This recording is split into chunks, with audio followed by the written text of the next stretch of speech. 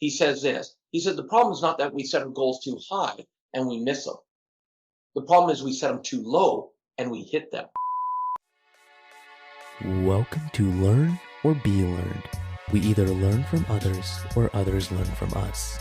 The former is able to help us become a better, faster you. Follow me weekly as I dig up stories like a true anthropologist would on one of the 3 series called Guest Conversations, Book Applications, or my Small Talk Explorations. I'm your host, Shiva Danshaker, and let's talk. All right, so I'm here with Robert Raymond. That took me a couple tries to get, but we got it. And Robert, do you want to introduce yourself a little bit? Absolutely, Shiva. I'm so happy to be here. You're in Texas, I'm in Alberta, so it's like we're from the same place. We got oil, we got cows, we got horses, we got crops. So, already I see a connection there. And you'll understand this being from Texas a little bit more. I grew up in a very kind of closed-minded community. It was, here's the box. Think about the box, stay in the box, don't question the box. And so things like I was taught as an example, when it comes to work, number one goal of work is support your family. Whether you like what you do or not, if it's secure and pays you good income, then you do it, whether you like it or not. And so that's kind of how I entered into work at a young age. Now, by the time I'm 21, I've worked for 3 different companies. And my mind's going, I'm working hard. I'm actually staying loyal. How is it I keep getting laid off, downsized, and that? And here in Alberta, like Texas, we have oil. And if oil prices are high, our economy does great. If oil prices are low, our economy sucks, plain and simple. And in 1989, when I was laid off from that 3rd company, we were in the middle of an oil bust. So there was no real jobs. And I, did what I was taught, put the shirt, the suit, the tie on, and I went and looked for that real job. And I couldn't find one. I'm still a newlywed, so I want to take care of my family. So I decided to do something until I find a real job. And I start delivering pizzas for a little company called Domino's Pizza. I don't know if you've ever heard of them. No, not at all. Exactly. What did you have for dinner last night, right? And I start delivering pizzas, and because of my work ethic, I end up becoming a manager of a store. And my wife becomes my assistant manager, and we start doing what? Yeah, that's right. We start working open to close 7 days a week. And now I don't know how much you know about Domino's Pizza, Shiva, but when it comes to a franchise, you can't just buy a Domino's Pizza franchise. You actually have to qualify to become a franchisee by successfully managing a store for at least a year, meeting a bunch of criteria, and then they give you the right to be a franchisee, but you still have to buy or build a store. And so we didn't even have any money to think of doing that. But also we got the news that my franchisee decided he no longer wanted to be in Domino's, and he was going to sell the 2 stores that he owned. And my mind went to automatically, well, we better start contacting other franchisees in the city, see who needs a manager. We need new jobs. And my wife was like, why would we do that? Why don't we just buy the store? And I looked at her, I'm like, because we don't have any money. That's why we do that. And the cool thing is my wife, we met when we were 13. Started dating when we were 16, got married when we were 19, and we just celebrated our 32nd wedding anniversary. And Shiva, wow. Don't do any of the math. Don't do the math of how old I am. And so our kind of one of our jokes in our life is I was very innocent until I met my wife. And she corrupted me in such good ways because she's the one that started saying, no, that may be the box, but let's think outside the box. I love the saying that the instructions on how to get out of the box are on the outside of the box. And so she was the person that starts thinking that way. And so when she's saying we should buy the store, and I'm like, there's no way we can do it. She said, well, let's learn. And over the next few months, we made a lot of mistakes or what I now call feedback loops because nothing's a failure because you can learn from it. You're getting feedback of what's not working. I love the title Learn or Be Learned because this applies so much into my life. Because every time we'd hit a learning curve and we'd get shut down, I'd want to quit. And my wife would be, no, what did we learn? Let's move forward. And it was about 4 months into this journey, we finally had the confidence. We knew what to say and what not to say. and we were able to go to our bank, and we ended up not buying the store we were working in. We actually got the bank to give us 100% financing to buy both of the stores. Oh, wow. Yeah. And we became franchisees, and we're like, we've now been made, we're entrepreneurs. But we knew how to run a store. We didn't necessarily know how to run a business. And like as an example, we didn't think we could afford an accountant. Mm-hmm. Today, I don't start a business without my accounting team being on board. Mm-hmm. Because for the first 2 years, here was my philosophy. There's money in the bank, so we must be doing okay, right? Mm-hmm. And when we finally got caught up on accounting and realized just how bad things were, it scared the crap out of us. And we got good accountants, good bookkeepers, and we started turning things around, and we started making pretty good money. Now, I kind of nod my head at that because back then, for me, it was good money. Mm-hmm. But our habits, and Shiva, I don't know if you've ever met someone that's done this. I'm probably the first person. But my wife and I started spending more money than we were earning. Oh, no. You've probably known no one that's ever done that, nobody. right? Nobody does that. And by the time we were franchisees for 8 years, we're now over $150,000 in debt and going down quickly. And that's when we were introduced to personal development, and it changed our life. Mm-hmm. We went into a 3-day weekend, and we learned about why we were in debt, where all of our beliefs came from, our habits. We learned to take ownership of that debt, not play the victim, not it was this because of this, it was because of that bad investment, this person didn't do it right. We took ownership. And then third, we learned some specific skills to be able to get out of debt. And then we did something that unfortunately most people don't do. In North America, and I can only give you the statistic in North America, it is a little higher in other countries, but in North America, research shows that only 3% of people on average will actually utilize new knowledge that they've learned. That's it. The rest would have they walk out from a weekend and go, well, that was nice. I'm ready for my life to change. Yeah. Okay, so what actions are you taking? Oh, I got to take action. No, that was a good weekend. I had a good time, It's the hardest part. It's the hardest part. It is because people are creatures of habit. And so my wife and I, because we were such, stressed out because of debt, we said, we've got no choice. What actions are we going to take? What are we going to put in place? And we started putting actions into place and making decisions that maybe we didn't enjoy at the beginning. But because of those decisions, we were able to go from being over $150,000 in debt to actually being retired completely, financially free 9 months later at the age of 32. Mm-hmm. And our minds went, wow, that worked. If this information gave us that result, what would more learning do? Mm-hmm. Again, back to your title, learn or be learned. We had been learned a lot through our life. So we decided to flip it over and say, okay, we're going to learn. Mm-hmm. And for the next 2.5 years, we dove in and became students of every single master we could find. Because I'm a big believer also, Shiva, that don't just learn one way from one person. Learn from as many people as you can. Take the nuggets of gold, or what I call clues, from them that fit your life. And while we were doing this, I found my passion. My passion was to train, because I believed if I could even help one person do what my wife and I have been able to do, go from deep in debt to financially free, it'd make it all worthwhile. And then for the last 18.5 years, from when I became a trainer, I've been blessed to now travel around the world several times and personally train over 500,000 students around the world in anywhere from 100 students at a time to 6,000 students at a time in 3 to 5 day very intensive trainings where I'm on stage up to 12 hours a day living my passion. And so that's kind of the journey I've gone through so far in my life.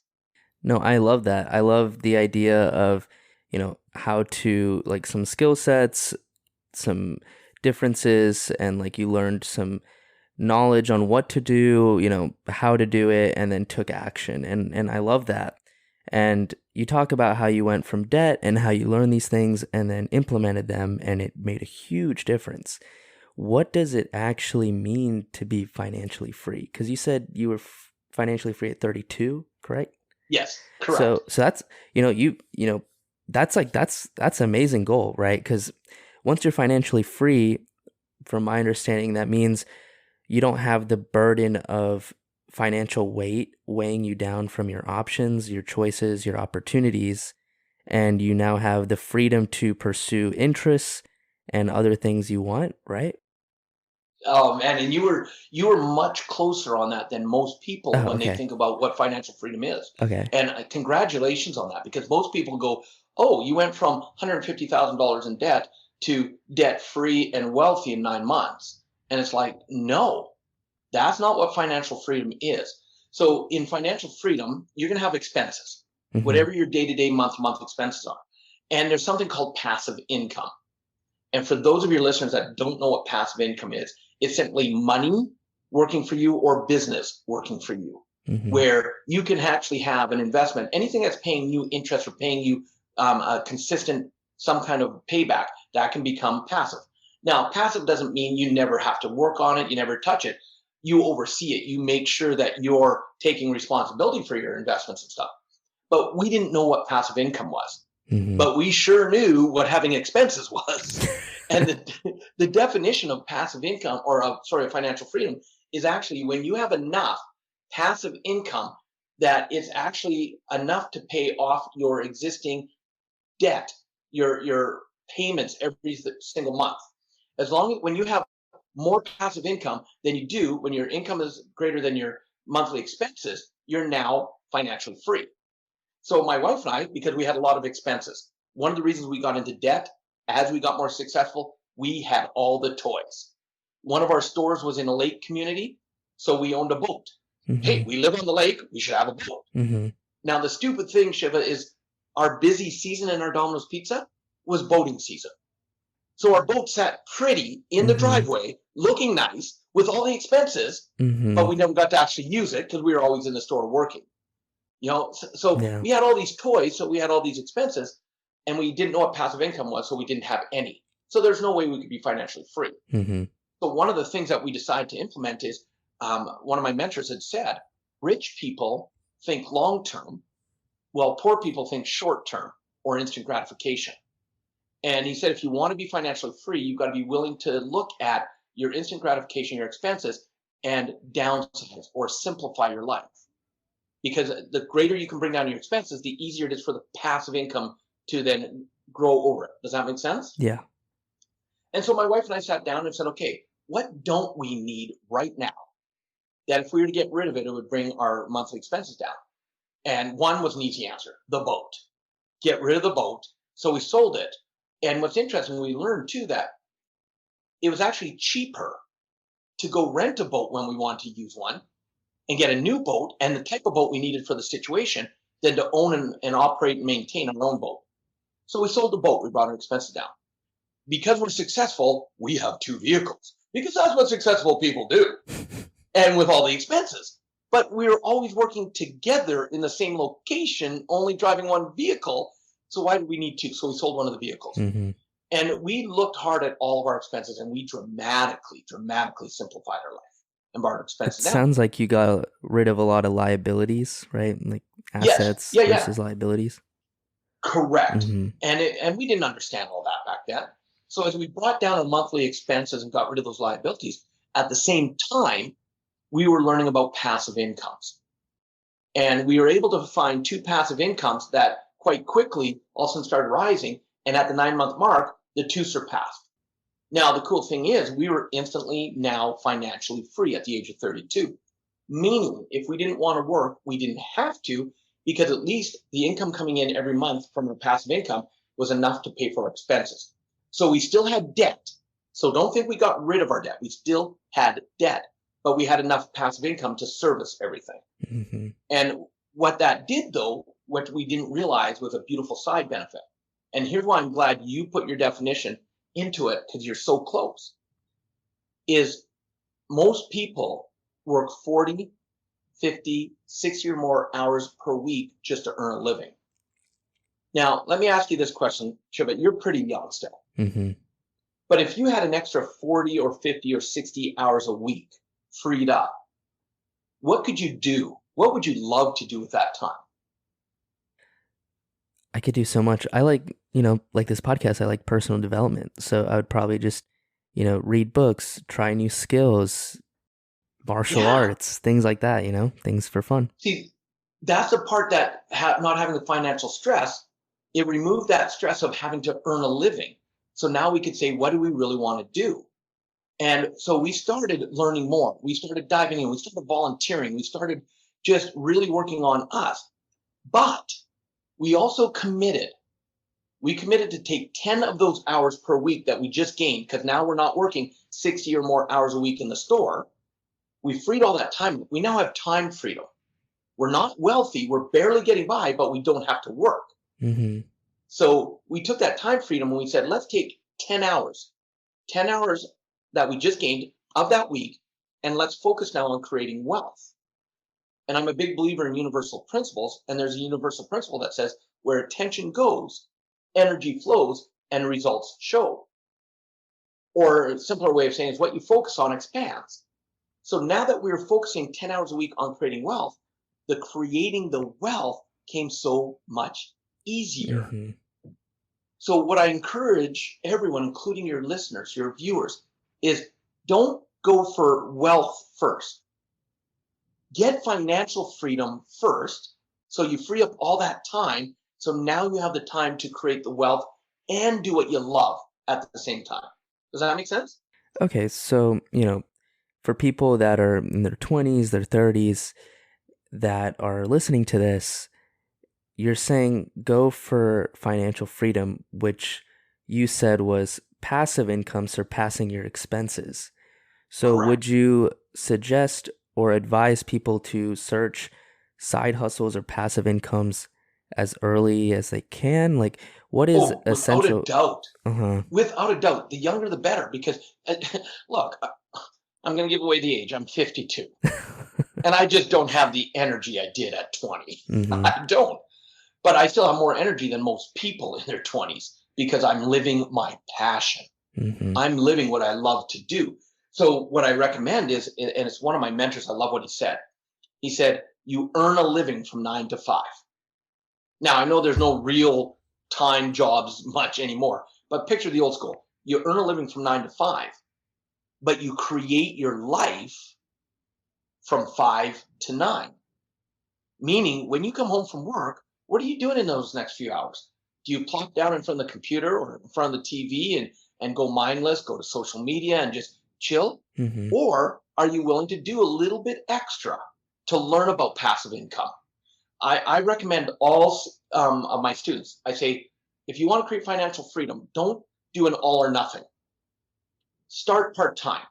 So I actually recommend start a new part-time business. And this part-time business is only going to be 30 minutes a day, 5 days a week. That's it. 2.5 hours a week. So you come home from work, even if you're tired, take an extra 30 minutes. And in this 30 minutes a day, either learn about passive incomes. So that could be investment, stock market, learn how to do crypto, whatever it is. Or learn about passive business incomes. So there's businesses that you can create or buy that are already creating a passive income. So you can invest in those. And Mm-hmm. there's some passive businesses that you can actually start with no money show. It takes a little bit of time, Mm-hmm. but no money to start. So you learn. But the second thing you can do at that time, and this one might shock some of your listeners, actually invest in something. Don't just learn, invest.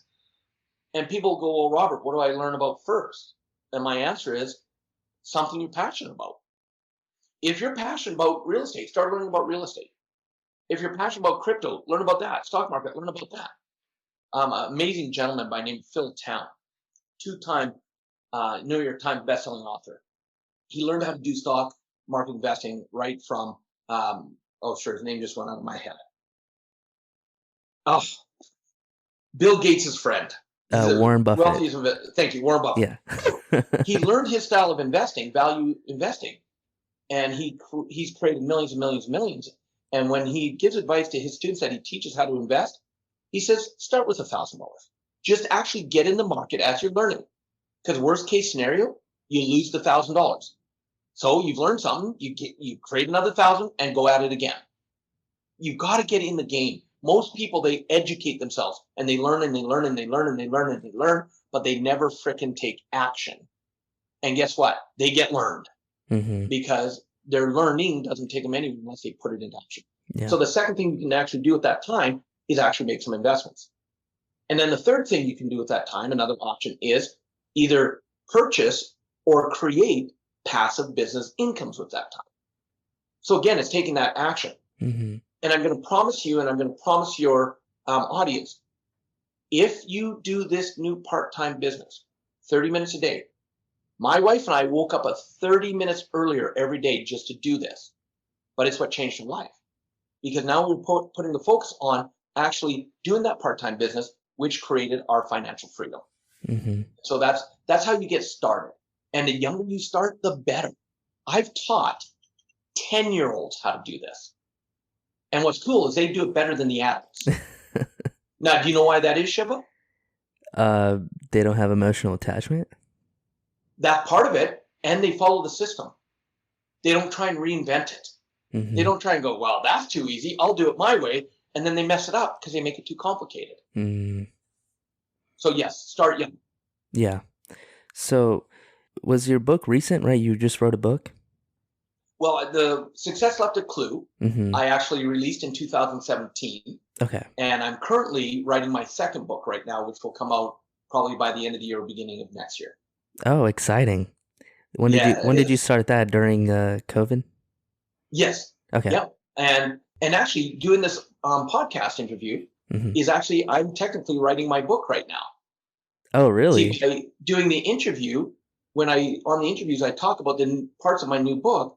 I'm reformulating in my mind. I'm checking in with myself. Does that sound like what I want to put in the book? Is it right? Do I need to make an adjustment? And by saying it over and over and over again, I'm actually writing the book right now. And every interview I get, my assistants can take a look at it, pull the nuggets out of it. So I've got the content already being created. That's great. I like that a lot because you're maximizing your time and efficiently working. And that's awesome. That's awesome. And okay, so you have a book that you've already published, 2017, called Success Left a Clue. Correct. And I love that because I saw a quote somewhere a while back that was like, success leaves clues. And it's very true. Although people's roadmaps are always different, whether it's slightly different, very different, everyone has a journey that's very, that varies person to person. That's why you can't just only take advice and not apply it to how your situations go. But success does leave clues. And I love that. And I wanted to ask, you had something called 6 Steps to Creating the Life of Your Dreams. Is that from your previous book? That is. Okay. That is. And is one of the steps the passive income you were talking about? What are some of these steps?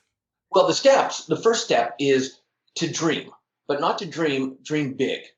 And again, because you're fairly young, how old are you, if you don't mind me asking? I'm 22. Because I'm loving that you're actually doing a podcast. You're actually taking action like this at this age. Congratulations. Thank you. That is inspiring to me. That's inspiring. And so when we're children, and I'm going to again turn it back to you, Shiva. When you were a child, did you ever dream? Yeah, all the time. And what was possible for you? Anything is possible, right? And so as kids, we dream and we have big dreams and everything's possible. But then as we start to get older, society comes in to tell us, be realistic.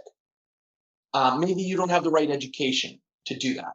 Or you weren't born into the right family to do that. Whatever it is, you can't be an artist. Haven't you ever heard of starving artists? They never make any money. Very few of them ever do. And so all of these things come in that start knocking our dreams down. And by the time we become 16, 17, 18, 19, 20 years of age or older, also our dreams are now from way out big to, I've got to be responsible. I've got to be realistic. Play it safe. Look at how play it safe. And so one of my friends and a mentor, Les Brown, he says this. He said, the problem is not that we set our goals too high and we miss them. The problem is we set them too low and we hit them. You see, that gets us playing mediocre. And so when I say dream big, I want you to dream big. Don't try and figure out how it's going to happen, why it will happen, how long it's going to take, what you need to do. No, just if you could dream, what would you love to have in your life? This is why I love vision boards. So in my book, I actually wrote it as a workbook. You don't just read it and then put it on the shelf and make it shelf help.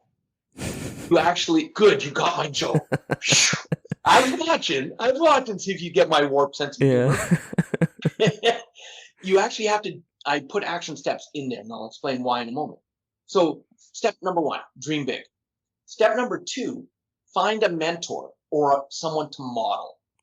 Because look, unless you're, Jeff Bezos or Elon Musk, no matter what it is you want to accomplish, I guarantee someone's probably done it before you. Yeah. So find out how they did it, find out what their system was, and do what they did. Mm-hmm. Now, step 2 comes in a second part, though. See, while you're looking for a mentor or someone to model, and you've got to get creative sometimes. It doesn't mean that you have to personally mentor from someone, because maybe some of the greatest mentors are passed on. Mm-hmm. Find out if they wrote books. Go into their, and I love that you love researching history and that, you love to dig in deep to that, because this is where I love biographies. Mm-hmm. I love to read and watch biographies because I don't want to just see the end result. I want to know the story. I want to know the history. I want to be that excavator and digging and brushing off and looking for the clues to see how they got to where they are, right? I want to be that archaeologist.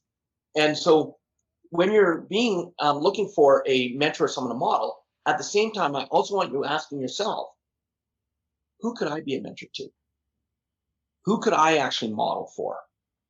And of course, one of the biggest resistances that come up, especially people that are younger, is like, I haven't accomplished anything yet. There's no way I can mentor anybody. Mm-hmm. And I'm like, I'll disagree with you, because if we look back at your life, there's been something in your life that you've overcome or you've struggled with that you've been able to get through, that now from that experience, you can help other people maybe get through them. You can be the mentor for them. You've had successes in your life, so you can teach someone how you got that success. And the reason you start right away is it's not just about taking. It's about how can I contribute at the same time. The world is waiting. Every single one of us is a gift, and we have a gift to give. And the question is whether we're living the gift or not. And there's people waiting for you to show up with your gift. Mm-hmm. It may not be, hundreds of thousands of people like I've tapped into living my gift. It might even just be one person. Mm-hmm. And guess what? That person may be the person that's sitting in your seat, wiggling your bum right now. Even if it means mentoring yourself on how to take one more step. So it's important that you also ask the question that way. Step number 3 is the taking action. This is why I wrote my book as a workbook, because the biggest difference between successful people and non-successful people is non-successful people do not take action, or they take very little action. Mm-hmm. And we're creatures of habit. So you can have the greatest dreams in the world, you can have the greatest mentors in the world, but if you're not taking action, you're going nowhere. I love this saying that says, 1 step in the right direction is worth 1,000 years of thinking about it. Right? Yeah. And how many special educated people, they get analysis paralysis. Yeah. They think, but they never take action. Right? Then the 4th step, you can have the greatest dreams. You can have the greatest mentors and models. You can even take the greatest actions. But the reason most people end up not sustaining success, or they sabotage unconsciously themselves, is they don't do step number 4, which is celebrate your successes. Celebrate. This is why every day when I wake up, I have my success journal that I write in. At least 5 successes from the day before. And over the years, it's actually morphed into a success or gratitude journal. Because now I write down also, who and what am I grateful for in my life? Mm-hmm. See, when I start my day off looking at what's going right in my life, that sets me for a much better day than waking up and thinking about all the terrible things that maybe aren't going. Mm-hmm. It comes back to, again, what you focus on expands. So have that success journal. Step number 5, believe in yourself. Probably one of the biggest afflictions that I've noticed that people suffer from is low self-esteem, self-doubt. And I'm pointing at myself right now. I teach what I need the most. These 6 steps are what helped me be who I am today. Mm-hmm. And even today, I still go through self-doubt. And people are like, are you kidding? You travel around the world, you impact lives. How do you go through self-doubt? Mm-hmm. I'm no different than anybody else. I just may have less hair than most people, but I still have, oh, good, you're still getting my jokes. Yeah. Thank you so much. I appreciate that. And that's, so you have belief in yourself. And before I give the sixth step, I want to really put a kind of a caveat in. Don't let the simplicity of this system fool you. See, in the book, I could have wrote it down and made it sound like some complex system that needs this, you have to do this and get this ready and do that right, and then no one would have done it. But by keeping it simple, the people who do it, they find success. Although I know some people go, that's too simple, and they won't do it because they think it's too simple. Mm-hmm. Don't believe me when I say don't let the simplicity fool you. You do it and watch what you can do. Because step number 6 is simply repeat the first 5 steps. And here's why this is important. And for the people that are just listening, my hand's up in front of me right now, and I'm about to go in a circle. When you dream big, then you find mentors and people to model. You take action. You celebrate your success, which allows you to have more belief in yourself, which allows you to have bigger dreams, find greater mentors, take greater actions, greater celebrations, more belief in yourself, and it becomes a beautiful perpetual cycle. So those are the 6 steps of the book, and it is a workbook. And I don't know if you realize, but one of the things I love to do, as a thank you to your audience for listening, and as a thank you for you inviting me on, I wrote the book in 2017, or that's when it was published. And for any of your listeners that are listening to this, I would love for them to be able to have the digital copy of Success Left a Clue as our gift to them for you having me on your podcast. Oh, great. And it's a workbook, remember, so I want them to use it. I don't want them to just read it. I want them to use it. And if they just go to Robert Riopel, my name, robertriopel.com, RobertRiopel.com, they can download that digital copy and start using it right away and watch how it changes their life. I'm definitely going to use that myself. I really liked what you said, especially step 5. You said, believe in yourself. And that kind of goes back to what you were talking about with how you like to read and watch autobiographies and biographies of people. Because I think, especially with, and you've probably seen how technology's really changed in the last, 15 years and whatnot. Yeah. Yeah. And it's changed everything from business to, personal life. And it can be kind of overwhelming for especially people growing up and even people younger than me growing up with technology, how overwhelming it can be to see the final product of someone successful and not see their journey. And I find it very comforting to see their journey because it's like, oh, they struggled too. They didn't just wake up one day and they're famous, they're successful, they're Elon Musk, like it didn't just happen day one. Well, it's that 20-year overnight success, right? Yeah. And a good example of that is, and you would have been, if you're 22 now, you were around 12 years old. Do you remember Gangnam Style? Yeah. When it hit big on YouTube? Now, and I encourage you, if you haven't done it already, I want you to be the archaeologist, and I want you to go back, and I want you to dig into Psy's life. And I want you to notice what his journey was to get that, what people call one-hit wonder. He'll never have a song as successful. Well, he never has to. But what people don't realize is he actually changed the internet with one song. Did you know that? No, I didn't. Would you like to learn how? Yeah, I'm curious. So when you look at his journey, he actually was sent to the U.S. to go to school. His parents want him to be the normal thing Asian families want, doctor, lawyer, something like that with letters behind your name, right? And look, so many people put such an emphasis on, and I see this, I go to some countries to train, and people introduce themselves, I'm Dr. such and such, PhD, MBA, blah, blah, blah, blah, and it's all about the letters behind their name. Now, I barely graduated grade 12. And so at first I was intimidated by that. And I started noticing the importance of having the letters behind your name, especially one that was common is everybody seemed to have an MBA. And MBA, remind me what MBA stands for. Masters of Business Administration. Yeah. And I decided, you know what? I better educate myself. I better go and get an MBA. So I put my focus on getting an MBA, and I did. I now have an MBA behind my name, but mine doesn't stand for Masters of Business Administration. My MBA stands for Massive Bank Account. That's the kind of MBA I like to have, Yeah. right? Yeah. But especially educated people, they think that it's all about the education, about where they're at, what they've learned. And so when you look at, so here he is, Sai goes to the US to become a doctor or lawyer, whatever it is. Mm-hmm. It's not his passion.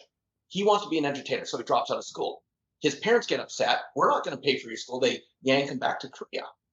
And he has the courage. Now listen, especially young people, have the courage to follow your path. No matter what other people are telling you, have the courage to follow your path. And he decided to become an entertainer. And over the next 12 years, he started to get somewhat recognition and somewhat being known in Korea. He gets married.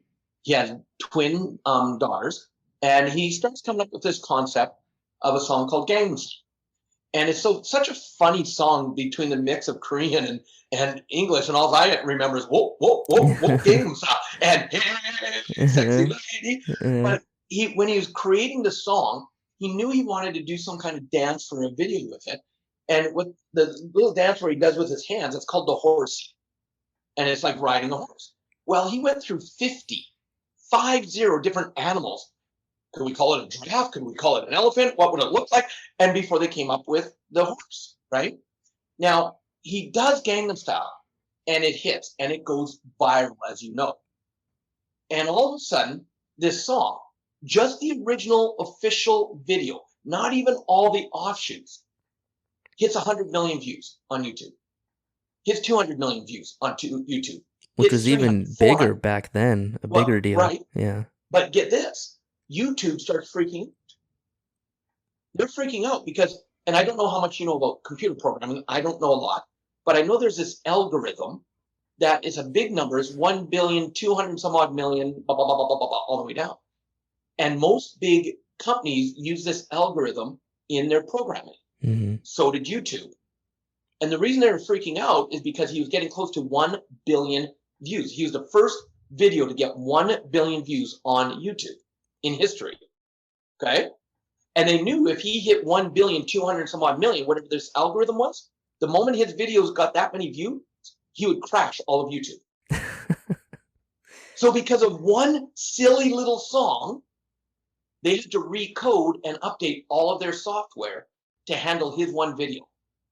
And because of him breaking that barrier, all of a sudden now, I think in the top 10, last time I checked, there was over 10 songs that have done over 3 billion views, or 10 videos that have done over 3 billion. He's not even number one anymore. One of the top ones was from Fast and the Furious when Paul, the actor, died, and it's the exit song. Love that song. Mm-hmm. Another one in the top 1 or 2, Baby. Baby. It's crazy, but it started with Psy. And yet, what do people see? Gangnam Style, one hit wonder. Mm-hmm. See, and he made so much money from that song, he'll never have to work another day in his life if he doesn't want. Yeah. But he's still following his passion. See, and that's why you want to dig in to people's past, because then you also get to avoid some of the learned moments. Mm-hmm.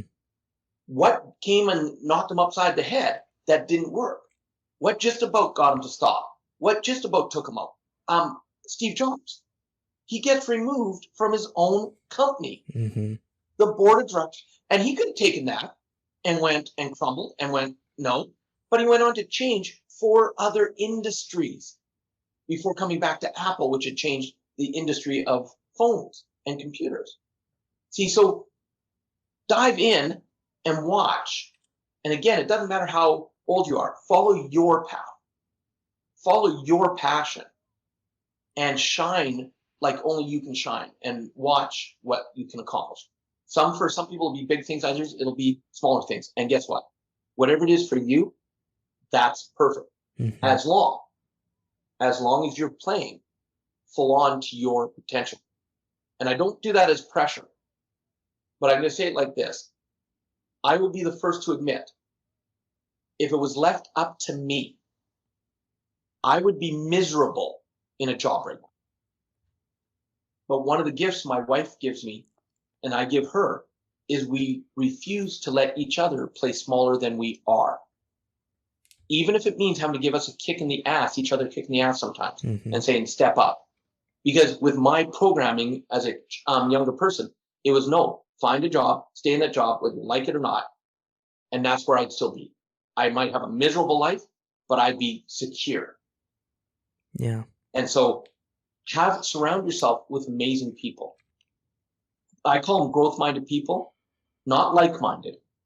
Because like-minded means if you're a complainer, you've surrounded yourself with complainers. You're not like-minded.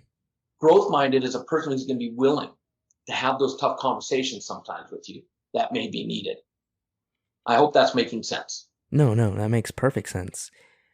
And so you've gone through a lot to where you are now, and now you said you've coached close to like 500,000 people, right? Students. I'm assuming probably a lot of them are probably 20s and 30s.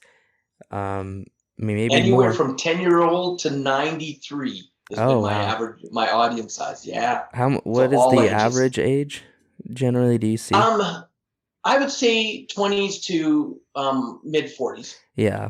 Okay, that makes sense. And so with people, closer to my age, maybe even 30s and 40s, what do you see that's very common with those age ranges, right? Do you see in 20s there's more self-doubt or lack of patience? Like, what do you see in each of these age groups that when you're coaching them? Combination of both. Younger ages will end up trying to overshadow their insecurities by being overcompensating and becoming arrogant or egotistical, right? And sometimes it takes being schooled and learned to look, and everybody has ego. We can talk about that later if you want. But here's the thing is, even me, I was overliving my passion, and it took me getting burnt out and going through 2 back surgeries to really help me understand what was important in life. Because there's nothing more humbling than being laid up in bed where you can't do anything for over 6 weeks. You can't even get out of bed, and having to have people taking care of every need because you can't move. That humbles someone very, very quickly. I definitely got learned in that before my first back surgery. And it taught me a lot of things of what was important and what wasn't. And, so it's for whatever age. I don't like to put people in, this age range. In all my students, 10 to 92, I see a lot of commonalities. The same kind of crap going on in their head, fears, doubts, worries. And it's not that something set to this age, but this age group has something different. No, we all have the same things and we are all the same. The question becomes, what are you willing to do about it? And in every age group, there's people that are open to coaching and making adjustments, and there's people that's not. But it's our society that then tries to pigeonhole everybody. Oh, you're a millennial, and because you're a millennial, this and this and this and this. Oh, you're a baby boomer. Because of baby boomers, I love. Do you know who F.W. de Klerk is? No, I don't think so.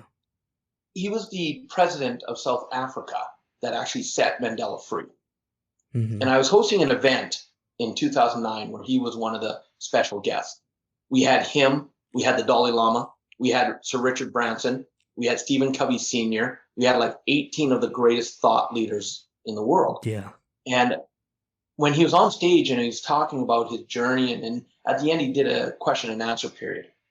And a gentleman stood up and he said, Mr. de Klerk, I'm stressed out. And he says, why?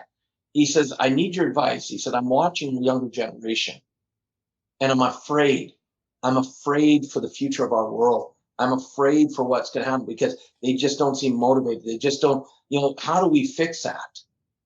And his answer absolutely blew me away. He said, look, when I was young, my parents were afraid about my generation.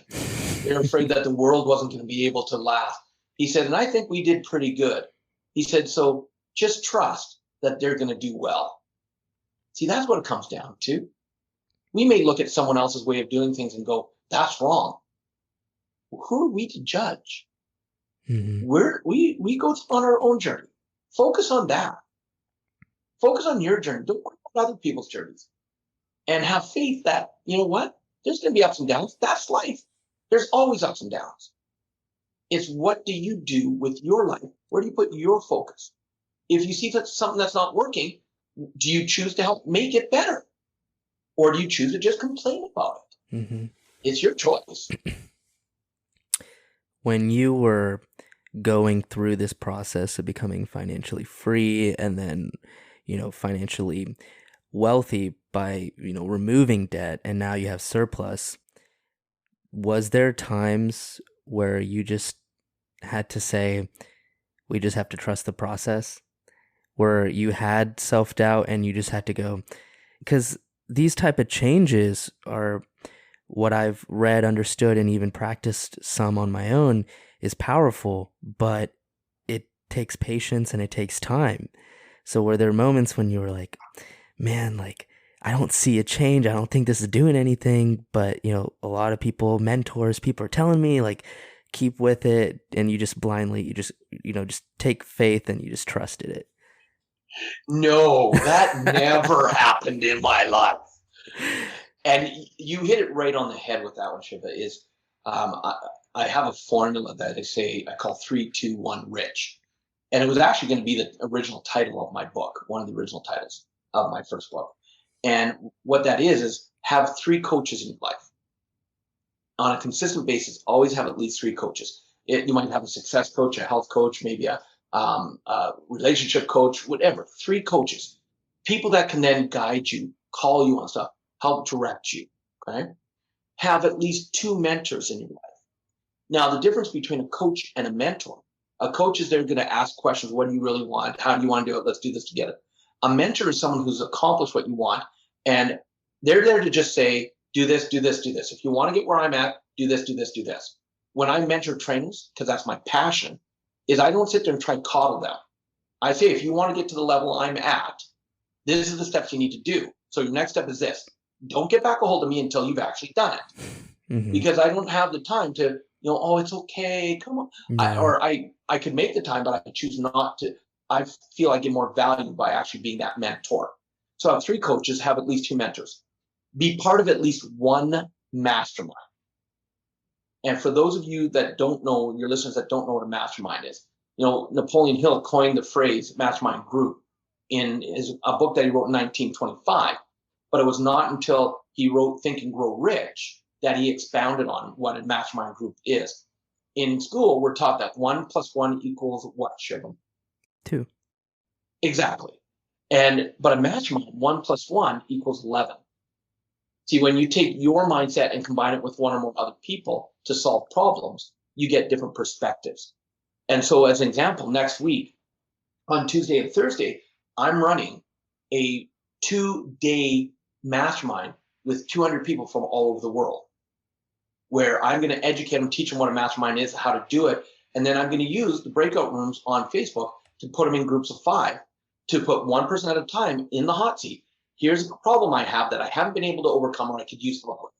And then the other 4 are there to mastermind. And the cool thing is, when you mastermind, get people from all walks of life.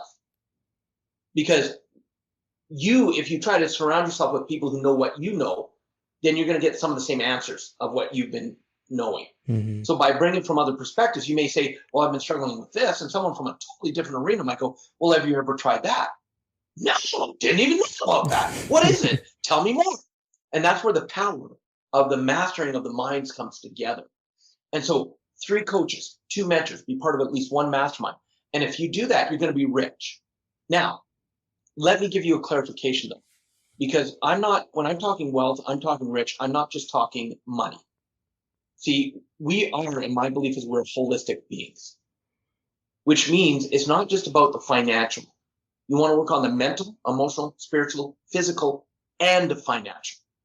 You work on all 5 areas, because the area you don't put any energy into, that's the area that's going to sabotage the rest of your life and take you down. So it's about having, keeping and working on all 5 of those. Very true. Like pillars. Yep, mm-hmm. Absolutely. Yep. So often a problem I see for me personally is finding, particularly finding a mentor, right? And maybe that might be because I kind of got into this whole personal development, self-growth stuff around the time of COVID. So I've kind of been isolated from finding people, right? Talking to people, going out, social gatherings and whatnot. But what do you see? Is this a problem other people have too with who do I get in contact with? How do I find the Yeah. people that have the same interests or been through what I've been through? How do you find people to be your mentor, and how do you contact them and, approach Well, them? number one, quit overthinking it. See, you're trying to solve that problem and know all the answers before you take the first step. Mm-hmm. And so repeat after me. Google is my friend. Google is my friend. Yeah. So whatever it is you want to learn about, Google. Say, Yeah. Google that term and see what pops up. COVID or no COVID, I Mm-hmm. guarantee you, mentors, if they have a book, then get the book and read the book. If they have a training, get on their training, find a way to do it, and be creative. And again, this biographies. Read biographies because that will give you amazing mentorship. See, and Mm-hmm. what I'm going to encourage, and this may sound to some people, when it comes to coaches and mentors, you better be willing to pay for that. Because people go, well, I can't afford to have a mentor. I can't afford to have a coach. You can afford to put some time into things. You can afford to find a way to get creative that if there's a mentor you really want to work with, you create a way to create the money to pay for it. And I love how Les Brown says it. The more invested you are, the more invested you will be. See, and Mm-hmm. I've done trainings all over the world where people got to come in for free, gifted in. And some of them take the information and utilize it, but most, oh, well, I didn't put any skin in the game. If I use it, I use it. If I don't, I don't. And there's strategies by allowing people to come for no cost in that. Absolutely. But I want to make sure that people are invested. So when someone wants to work with me one-on-one, my time is valuable. And it took me years, Shiva, to own that. Mm-hmm. Because until I did, no one else would. Someone go, oh, Robert, I want to be mentored by you. You've traveled all over the world. You've done over $100 million in sales from the stage.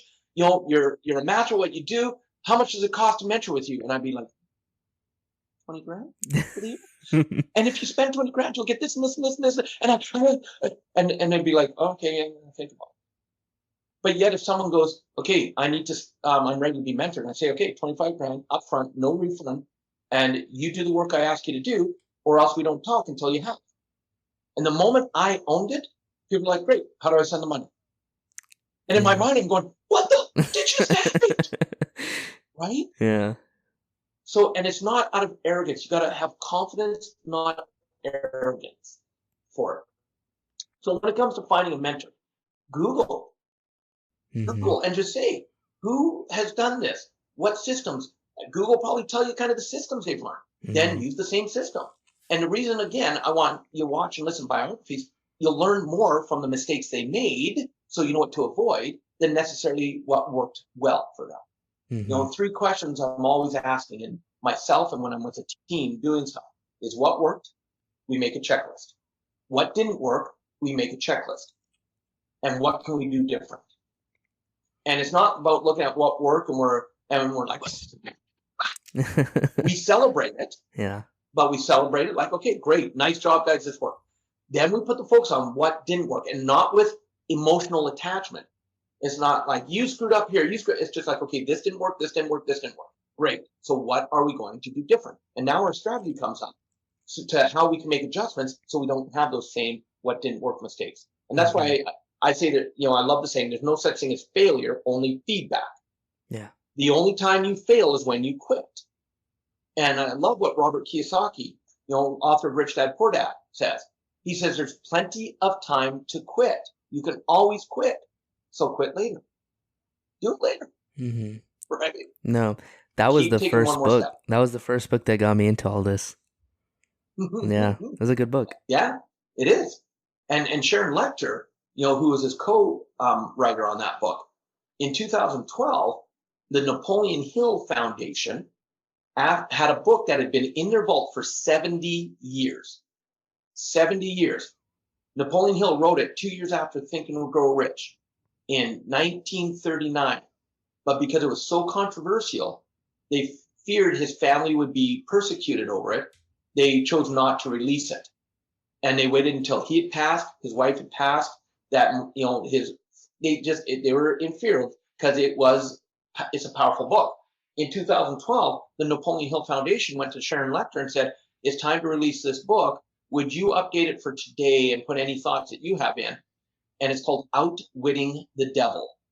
And I tell you, you read that book, it'll blow your mind, because to me, it's more pertinent for today than it even was back in 1939. Wow. And it's a powerful, powerful book. I love Sharon Lecter, and I love the way I love Robert Kyiosaki, know him well, spent many times on stage together, had a lot of conversations. But really, the power behind Rich Dad Poor Dad was Sharon Lecter's remedy. And not a lot of people know that. I have to read that book. That sounds incredible. Yeah. And it is. So from, working at Domino's with debt to all the successes and knowledge and help that you've contributed to. I mean, this was just a great talk, and I just wanted to say thank you, Robert, for being on this show, and I hope the audience gained a few things. I know I have. And pleasure. Thank you. My pleasure. Anytime.